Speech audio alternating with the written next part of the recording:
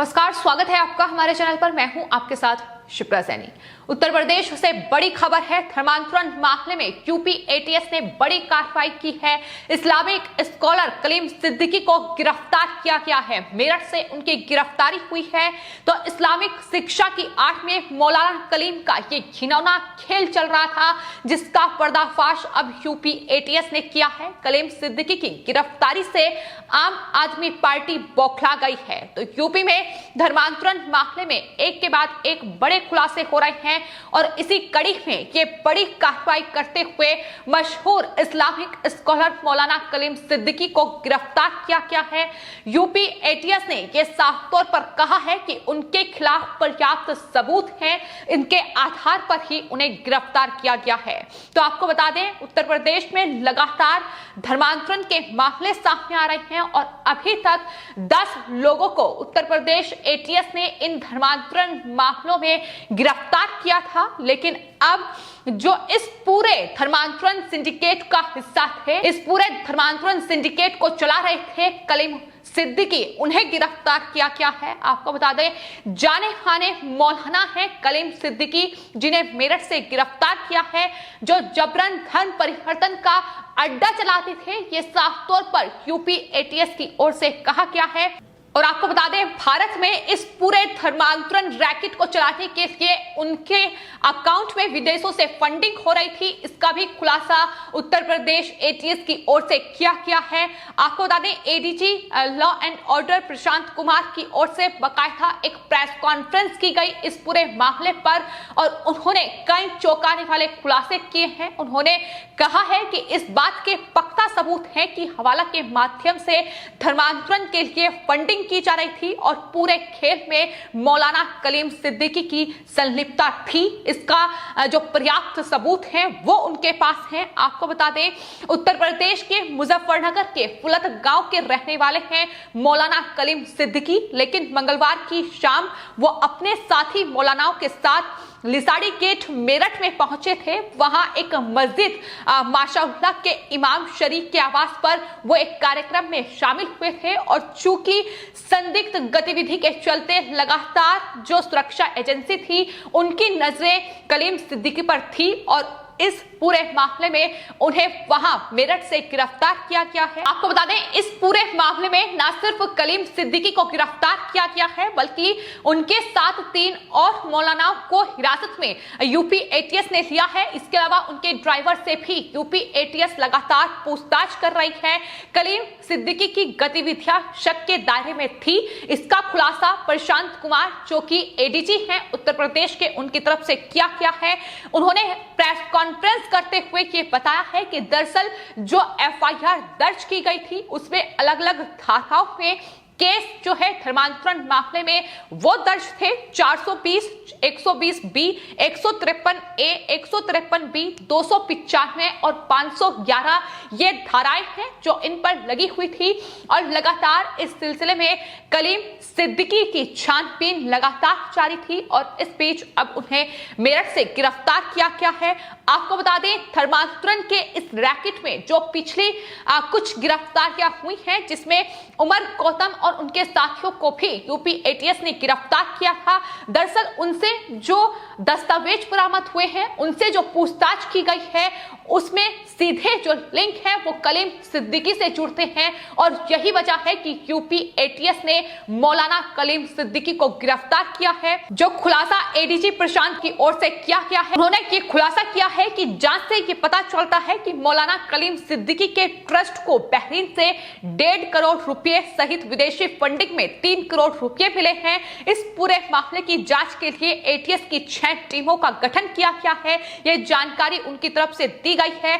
आपको बता दें, इस्लामिक स्कॉलर हैं, इस्लामिक शिक्षा उनकी तरफ से दी जाती है, लेकिन इस पूरी शिक्षा की आड़ में, इन सामाजिक कार्यों की आड़ में किस तरीके से ये पूरे धर्मांतरण के रैकेट को चलाया जा रहा है, इसका बड़ा खुलासा हुआ है। और इतना ही नहीं, जो मुजफ्फरनगर के गांव फुलत है, उसका जो मदरसा है जामिया इमाम वलीउल्लाह इस्लामिया, उसके वो डायरेक्टर हैं। एक ट्रस्ट के तौर पर वो इसे चलाते हैं, लेकिन इसके जरिए कहीं ना कहीं जो फंडिंग है इसे विदेशों से मिल रही है और उस फंडिंग का इस्तेमाल धर्मांतरण रैकेट के लिए किया जा रहा है। इस्लामिक शिक्षा की आड़ में जबरन इस्लाम को कबूल कराया जा रहा है। ये भी खुलासा कुमार की ओर से किया गया है। कई बड़े खुलासे उन्होंने अपनी प्रेस कॉन्फ्रेंस में किए हैं। उन्होंने बताया है कि मुजफ्फरनगर में अपने गांव में जो ये ट्रस्ट चलाते हैं उसमें दरअसल अवैध धर्मांतरण के कार्यों में वो लिप्त पाए गए हैं। सामाजिक शैक्षणिक कार्यों की आड़ में वो इस तरीके से धर्मांतरण रैकेट को चला रहे हैं। इतना ही नहीं, उन्हें विदेशों से भारी फंडिंग मिल रही है जिसका इस्तेमाल देश में धर्मांतरण रैकेट के लिए किया जा रहा है। देश के कई नामी लोग और संस्था इस पूरे धर्मांतरण के सिंडिकेट का हिस्सा है। यह भी खुलासा एडीजी प्रशांत कुमार की ओर से किया गया है। उन्होंने प्रेस कॉन्फ्रेंस करते खुलासा किया है कि दरअसल भारत में सबसे बड़े धर्मांतरण सिंडिकेट को जो चलाता है वो कलीम सिद्दीकी ही है, जिसकी गिरफ्तारी हुई है। सांप्रदायिक सौहार्द की आड़ में अवैध धर्मांतरण का सिंडिकेट संचालित उनके द्वारा किया जा रहा है और यही वजह है कि उनकी गिरफ्तारी हुई है। जाहिर तौर पर तमाम वो सबूत जो है उत्तर प्रदेश एटीएस को हाथ लगे हैं, क्योंकि पिछले कुछ महीनों में उत्तर प्रदेश में धर्मांतरण रैकेट का पर्दाफाश हुआ है। उत्तर प्रदेश सरकार, योगी सरकार को ये बड़ी कामयाबी हाथ लगी है कि किस तरीके से जबरन धर्म परिवर्तन कराया जा रहा है।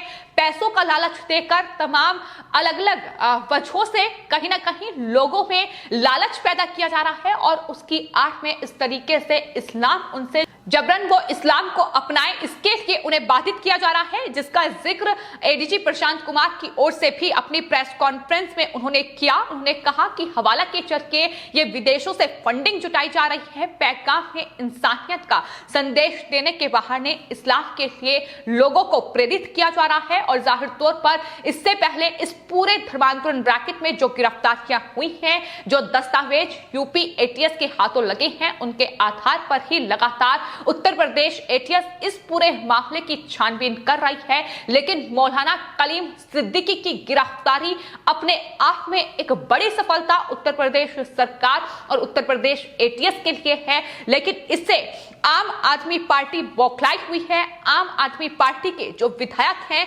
अमानुल्लाह खां, उनकी तरफ से एक ट्वीट किया गया है जिसमें उन्हें ट्वीट करते हुए लिखा है कि उत्तर प्रदेश में चुनाव से पहले अब मशहूर इस्लामिक स्कॉलर मौलाना कलीम सिद्दीकी साहब को गिरफ्तार किया गया है। मुसलमानों पर अत्याचार बढ़ता जा रहा है। इन मुद्दों पर सेकुलर पार्टियों की खामोशी बीजेपी को और मजबूती दे रही है। ये अमानुल्लाह खां की ओर से ट्वीट किया गया है। लेकिन इस पर शलभ त्रिपाठी की ओर से ट्वीट करते हुए आम आदमी पार्टी और अमानुल्लाह खां को जवाब दिया गया है। उन्होंने लिखा है कि चेहरा इस्लामिक स्कॉलर का, काम अवैध धर्मांतरण का, ठीक वैसे ही जैसे आपका चेहरा सफेद पोश नेता का है, पर असल काम दंगे भड़काने का है। तो साफ तौर पर आम आदमी पार्टी को घेरा है। लेकिन जिस तरीके से ये इस्लामिक शिक्षा की आड़ में जबरन धर्म परिवर्तन कराया जा रहा है और इस धर्म परिवर्तन के लिए विदेशों से फंडिंग आ रही है, तमाम जो मदरसे हैं, तमाम जो मस्जिदें हैं, उसमें ये पूरा धर्मांतरण का रैकेट चल रहा है। ये अपने आप में चीजें चौंकाने वाली हैं और जो खुलासे उत्तर प्रदेश में हो रहे हैं वो जाहिर तौर पर ये बात साबित कर रहे हैं कि किस तरीके से इस्लामिक शिक्षा की आड़ में ये देश के खिलाफ एक प्रोपेगेंडा और किस तरीके से इस्लाम को बढ़ावा देने के लिए ये धर्म परिवर्तन जबरन कराया जा रहा है, जो अपने आप में देश के लिए घातक है। क्योंकि अगर इस तरीके से ये मौलाना ही देश विरोधी कार्यों में लिप्त होंगे तो जाहिर तौर पर देश के लिए इससे बड़ा खतरा नहीं हो सकता है। हालांकि उत्तर प्रदेश में योगी सरकार लगातार इस दिशा में बेहतरीन कार्य कर रही है। 10 लोगों की पहले ही गिरफ्तारी इस पूरे धर्मांतरण रैकेट में हो चुकी है। पूरे गिरोह का पर्दाफाश हुआ है, जिसमें यह बातें सामने आई थी कि किस तरीके से मुख्य बाधित जो बच्चे हैं उन्हें मोहरा बनाया जा रहा है, जो महिलाएं हैं उन्हें पैसों का लालच देकर जबरन धर्म परिवर्तन कराया जा रहा है, जबरन शादी कराई जा रही है। ये तमाम जो खुलासे हैं वो उत्तर प्रदेश में हो चुके हैं। लेकिन फिलहाल जिस तरीके से मौलाना इस्लामिक स्कॉलर हैं, एक बड़े मौलाना हैं कलीम सिद्दीकी, उनकी गिरफ्तारी हुई है, ये अपने आप में पूरा मामला बेहद चौंकाने वाला है। किस तरीके से मदरसों में ये पूरा धर्मांतरण का खेल चल रहा है, जबरन इस्लाम के लिए लोगों को प्रेरित किया जा रहा है, अलग अलग उन्हें लालच देकर। आपको यह भी बता दें कि मौलाना कलीम सिद्दीकी जो हैं, जिन्हें गिरफ्तार किया गया है, वो दरअसल ग्लोबल पीस सेंटर के अध्यक्ष भी हैं और यही वजह है कि हालांकि उनकी गिरफ्तारी का विरोध भी कुछ मौलाना कर रहे हैं, लेकिन जिस तरीके से उन्हें गिरफ्तार किया गया है और यूपी एटीएस ने ये बड़े खुलासे किए हैं, अपने आप में ये खुलासे बेहद चौंकाने वाले हैं कि अगर इस तरीके से मदरसों के मौलाना और ग्लोबल पीस सेंटर के अध्यक्ष ही इस धर्मांतरण के खेल में फंसे हुए हैं, इस धर्मांतरण के रैकेट को चला रहे हैं, तो कहां तक ये तार पहुंच रहे होंगे, इसका खुलासा लगातार उत्तर प्रदेश की एटीएस कर रही है और इस पूरे मामले में छानबीन फिलहाल जारी है। उनकी तरफ से कहा गया है कि और भी कई नामी गिरामी लोग हैं जो इस पूरे धर्मांतरण सिंडिकेट का हिस्सा हैं, कई संस्थाएं हैं जिनका आने वाले वक्त में पर्दाफाश होना बाकी है। फिलहाल आपकी इस पूरे मामले पर क्या राय है, हमें कमेंट बॉक्स में जरूर लिखें और चैनल को सब्सक्राइब करें। धन्यवाद।